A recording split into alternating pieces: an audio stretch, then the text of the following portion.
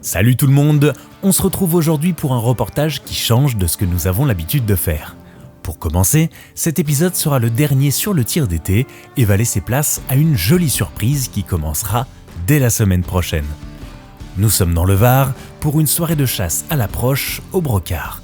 Et l'objectif ici est de discuter tranquillement en profitant des derniers instants calmes de l'été. Alors, installez-vous confortablement, je vous invite dans une discussion chasse sur ce joli territoire perdu dans les montagnes varoises. Donc là, on a garé le véhicule ici. On va faire quelques centaines de mètres pour arriver vraiment sur la zone qui s'ouvre. T'as des prés anciennement cultivés, t'as des prés qui sont encore cultivés de blé. C'est la société de chasse qui entretient ça pour que les animaux restent sur place. Ils mettent de l'eau aussi. Donc on peut voir toutes sortes d'animaux. Et ils peuvent arriver de n'importe où. Ils sont, à cette époque, ils sont autant sur ce travers que sur ce travers. Et ils descendent à la tombée de la nuit. Donc, mais c'est cool. Vigilance. Voilà, c'est parti. Allez. Le décor est posé, on peut commencer à chasser. Sur cette société, il y a un garde qui est payé à l'année, qui s'occupe en permanence d'entretenir le territoire, de piéger les nuisibles, de mettre de l'eau l'été. Je marque comme ça, tu vois les abeilles là. Ouais. Entre les abeilles, tu vois tous les têtards qui... Ouais. Ah, ça entretient toute une vie autour des points d'eau. Tu fais pas ce genre d'aménagement. Ah, les années où on a de la sécheresse, s'il n'y a pas la société de chasse qui s'occupe du territoire. Voilà. C'est impressionnant le nombre d'abeilles qui... Ouais. Vous l'aurez compris, le territoire sur lequel nous nous trouvons est unique, car très sauvage. En effet, il faut presque 40 minutes de 4x4 sur des pistes forestières pour atteindre le début de la zone de chasse. Et donc forcément, pas de voiture et peu de promeneurs. C'est un terrain de jeu idéal. Donc, évidemment, on peut avoir un animal qui soit sur la gauche, sur la droite. Il faut vraiment qu'on s'avance tout doucement. On va s'avancer. Il faut qu'on garde un rythme, une vitesse vraiment excessivement lente pour pas faire de bruit. Tiens, je vais me remettre. Et vraiment, regardez bien à gauche, dans tous les angles des prés, toutes les lisières avant de passer à notre pré.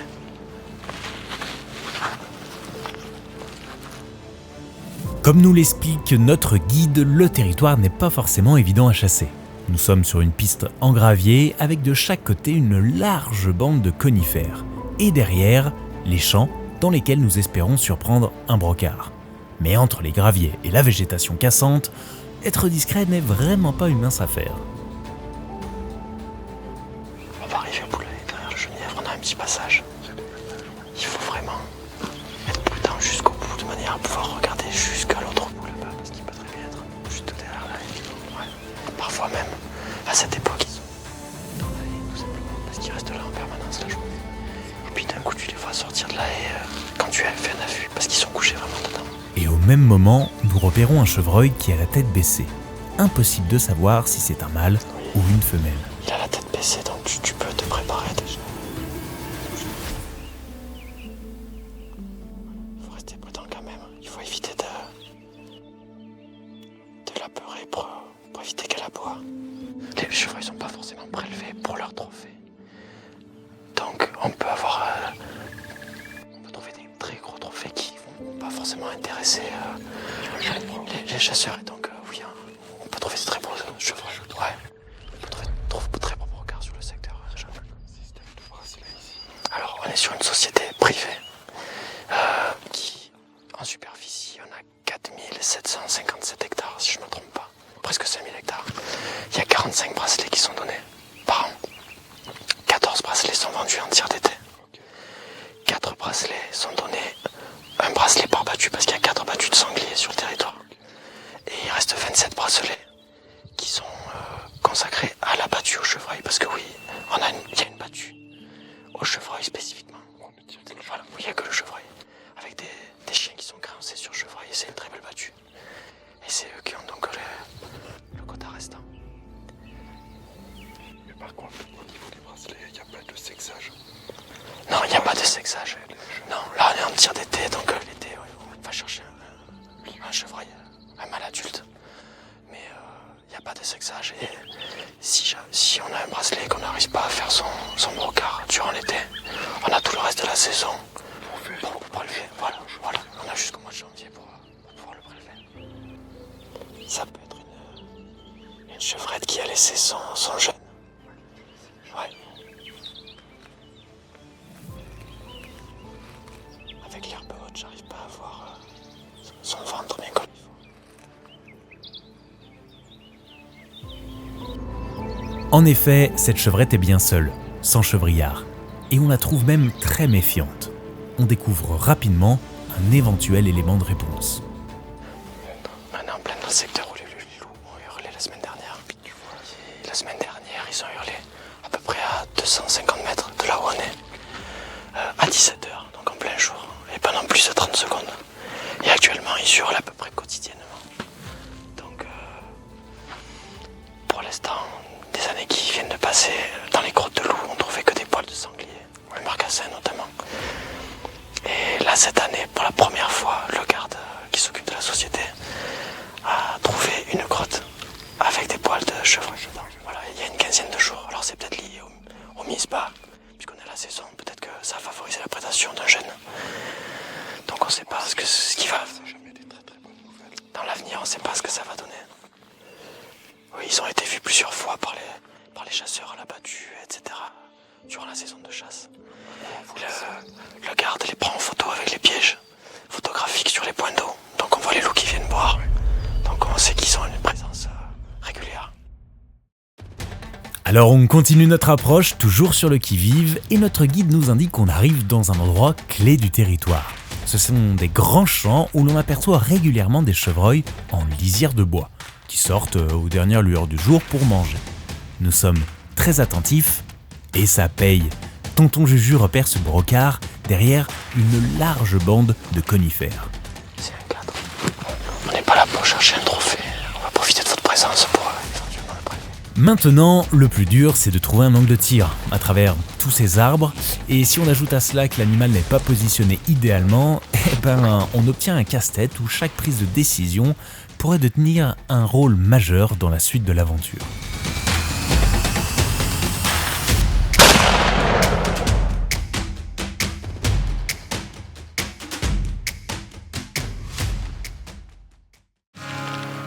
L'herbe a cessé de s'agiter. Je pense qu'il est en train de mourir. Sur la lisière. Bien joué. Viens faire une bise. La première avec tonton Juju. Génial. Voilà. Une jolie approche. On a fait une On a vraiment pris notre temps pour trouver un bon angle de tir. Ce qui n'était pas évident. Parmi tous les pins. Et ça nous a donné l'occasion de bien observer l'animal en train de faire sa petite vie, de sélectionner les végétaux qu'il consomme. Et c'est une belle entrée en matière pour notre petit séjour. Un petit 4 pointes, mais on ne sait pas encore ce qui nous attend. C'est un magnifique chevreuil. C'est super compliqué parce que là, on est le champ. Il y a un champ là de blé, mais qui a quoi 50-60 mètres de nous. Au fond du champ, donc à chaque fois, il y a de la végétation, il y a un arbre. Pour trouver le moyen de cascaler, c'est super compliqué. Puis toi, Junior, à la caméra, c'est compliqué parce que le tir, c'est une chose, mais il faut filmer. Oui. Et pour arriver à bien la voir, c'est pas la même chose. Oui, c'était pas la même chose. On aurait Bien joué, Junior. Si c'était juste pour tirer, on aurait pu le faire avant. Filmer un animal est bien plus difficile que de le prélever. Je les 3/4 face. Normalement, je dois attendre un peu qu'il soit mis en travers. Mais vu que Junior est calé sur la caméra, tu dis tu peux pas. Oui, on peut pas. Tu peux pas attendre parce qu'en plus lui il est à bout de bras. Oui. Donc ça peut pas Lui, durer attends. 10 minutes. Lui, si t'es calé d'un mètre, tu peux plus, t'as plus d'angle de tir. Donc, Mais non, tu sais quoi, tu vas venir avec moi. Parce que le chevreuil, on l'a fait ensemble. si tu le sens comme ça, Ah c'est oui. avec plaisir. Moi, c'est pour laisser justement. Non, on l'a fait ensemble, on l'a chassé ensemble. Mais ça me fait super Tiens, plaisir. c'est vide, mais... On est d'accord qu'il est down, là. Ah oui, là, j'ai regardé quelques instants. Il bougeait, puis son but, J'ai vu, ouais. s'agitait, puis ça s'arrêtait. La canne de pioche, elle est géniale pour tirer. Vraiment, c'est... les forces table stick, ça c'est une blazer, mais c'est le même système. C'est top, parce que t'es vraiment calé. Et tu fais vraiment des tirs très propres. Oui. Ce qui est le but quand tu C'est chasses. important. Par contre, ce qui est un petit peu chiant, il y a toujours un inconvénient, c'est que là, ok, là il est bon, donc moi je l'ai bien au début. Mais le temps que Junior allait bien, touc, il a fait 2 pas, on ne le voit plus. Oui, Et après, quand il faut le déplacer, moi je me dis je vais me déplacer en la laissant ouverte. Ça fera moins de bruit, mais t'es pas agile. Tu te dis à n'importe quel moment, t'es obligé de regarder qui te regarde pas, mais tiens, tu marches là-dessus, bah c'est foutu. C'est une contrainte. Ah ouais. Mais au moment du tir, c'est Natou. Bah oui. Il est temps pour nos 2 compères de se rendre au résultat. Comme ils nous l'ont dit, l'animal est dans les hautes herbes et on ne le voit donc pas. Espérons juste que nous n'aurons pas de mauvaise surprise en arrivant à l'Anschluss. Il est là. Il est là à gauche. Et effectivement, l'animal est juste là, à quelques mètres seulement de l'Anschluss. Il est à 2 mètres de là où tu l'as tiré. Ouais. Là, donc, voilà. Bah si tu veux. Voilà l'entrée de la balle ici. Dès qu'il a baissé la tête, moi ça a découvert l'épaule. Oui, j'ai vu que tu attendais qu'il relève la tête pour bien le tirer, pour avoir un bon angle. Et après, Un tir parfait. je le tire au moment où il baisse la tête. Comme ça, au moment où il baisse la tête, j'ai toute cette partie-là. On voyait qu'il avait aucune inquiétude, il avait rien décelé. Il a rien vu venir. Alors ouais, c'est pas un gros trophée. Mais comme nous le répétons souvent, notre philosophie de la chasse, c'est saisir les opportunités qu'on nous offre en profitant de l'instant et des gens avec qui on partage nos aventures. Alors attention, hein, je dis pas que c'est pas sympa de chasser un grand cerf, mais je préférerais toujours chasser un petit cerf dans un bel endroit avec les copains, plutôt qu'un énorme cerf tout seul au milieu du stade du village.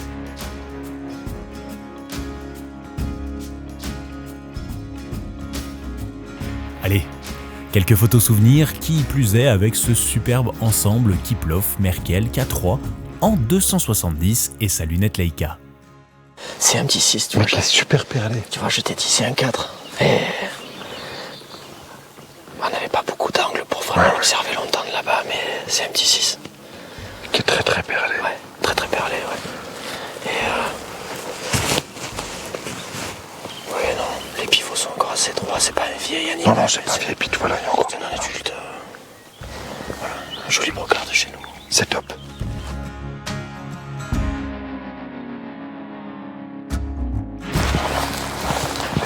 Premier chevreuil narwhal. Ah ben, je suis honoré.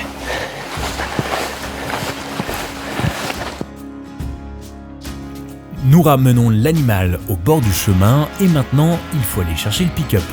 Le temps de revenir, il fait déjà nuit et j'avoue que j'ai croisé les doigts en espérant que notre broc ne se soit pas fait croquer par les loups. Car je suis sûr que maintenant vous connaissez la rengaine, hors de question de partir d'ici sans s'occuper de la venaison.